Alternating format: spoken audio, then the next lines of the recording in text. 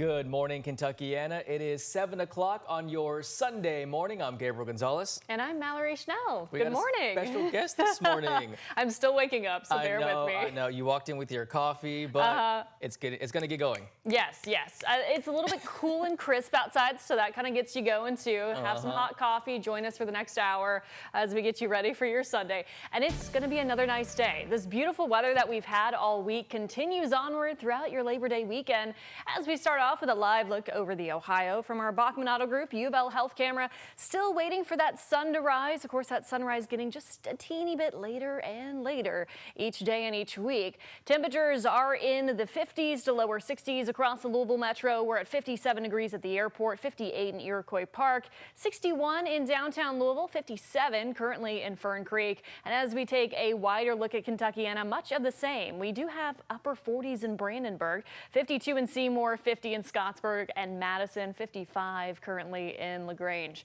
Current dew points, these have been low all week, and that continues for another day. We are enjoying dew points in the 40s and lower 50s. This basically means our humidity is dry and low. So that is the good news for your Sunday. Satellite and radar, all is dry. Of course, we're not tracking any rain. We just do have some clouds that are slicing through basically half of the viewing area here, closer to the parkways and areas south and southwest. That will likely be the case today, where we have a bit more sunshine to the northeast, a little bit more high cloud cover to the southwest. So expect partly cloudy conditions today. Temperatures warming up nicely into the upper 70s and lower 80s by this afternoon. So we will see another day of below normal highs. Our average is still 87 for this time of year, and we're expecting low to mid 80s across the area by this afternoon. Now, we do have nice weather again for our Labor Day, but then rain chances return beginning on Tuesday. We'll talk much more about that coming up in our extended forecast. All right, sounds good. Thank you, Mallory. A popular restaurant in Corden, Indiana is permanently closed after it caught fire Saturday morning. The Harrison Township Fire Department in Corden said the fire started in the kitchen of El Nopalito. Although it's permanently closed, WHAS 11's reporter Clarice Shaley found out this may not be the end for the community staple. The closed sign from the day earlier still hangs at El Nopalito, now next to a permanently closed sign. The Corden restaurant still stands after a fire earlier in the morning. It is a sad day, very sad day. Local fire departments acted fast. To saw the smoke just gushing out the building, and Everything was burning down inside. The Harrison Township Fire Department says the fire started in the kitchen. A worker says the main cook was preparing for the day and something blew up. Much of the building was saved, but a layer of water sits on the floor. There's so much damage, employees say they're forced to permanently close. there's nothing that we can do. I started crying. Some watched 20 years of dedicated work burn in front of them. Many of them are now without a place to work. They work to salvage what they can with a hope to rebuild soon. We don't know what to do next, but I hope so we can rebuild again, come back. Just seeing this parking lot empty, especially on a Saturday, I'm told, is out of the norm. But plenty of people are still rolling up, expecting the restaurant to be open. One was Butch Bauer and his wife. They've been driving from near Bloomington to come to the restaurant for 10 years, taking the nearly 2-hour drive almost every week. You know that you're going to be in a place where the staff treats you like they want you there. And in a lot of places, when you go to a restaurant, you don't get that sort of welcome. For a place that holds so many memories. The patio was one of the favorite time for everybody. The kids playing right here. The chairs will have to remain empty. Something was just like being home. Until the home to many in Corden is rebuilt. Clarice Shaley, WHAS 11 on your side.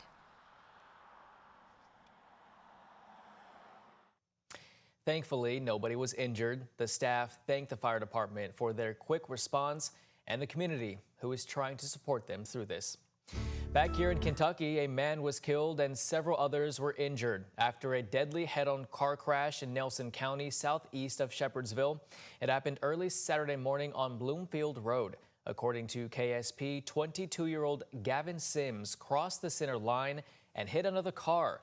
The driver of that car, 34-year-old John Cecil, died. Sims and other passengers were taken to a hospital with injuries, but will be okay. Kentucky State Police say they got a call from Kentucky Fish and Wildlife to assist them. That investigation is still ongoing. Police still don't know who killed a man in the Jacobs neighborhood, and now they're asking for your help.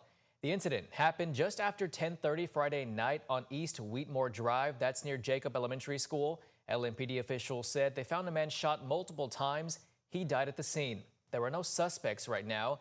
LMPD is asking anyone with information to call the anonymous tip line at 574-LMPD. A Marion County firefighter was laid to rest on Saturday after he and another firefighter were injured in a rollover crash. 58-year-old Leonard Winkler and 51-year-old Brian Hatt were on their way to help the nearby Loretto Fire Department when their truck went off the road and hit an embankment. The crash trapped Winkler, but he was able to get out. Firefighter Brian Hatt was killed. Louisville firefighters lined the halls for Hatt as he was taken to donate his organs on Tuesday.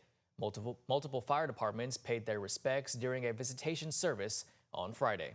Brian was someone who was always there, no matter the time of the day, no matter the time of the night. If you called Brian, he was going to be there. Winkler made a strong recovery and was at the visitation. He was made an honorary pallbearer. Visitation and the funeral service was held yesterday.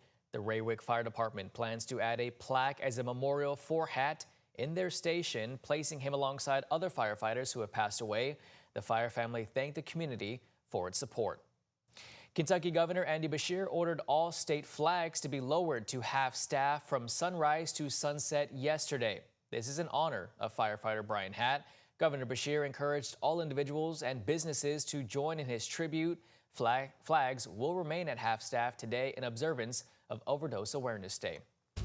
Here in Louisville, Louisville Mayor Craig Greenberg and Parks and Rec officials are asking the public for their opinion on the future of Jefferson Memorial Forest. They say this is the first step to a new master plan for the forest.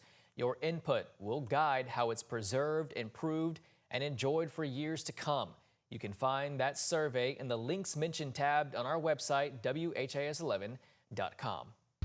University of Louisville Cardinals are flying high this morning after their big win against Eastern Kentucky in their season home opener yesterday.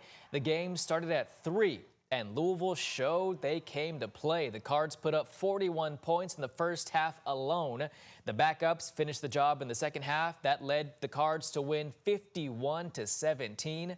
Sports reporter Serena Raboyne will have a full breakdown later in sports.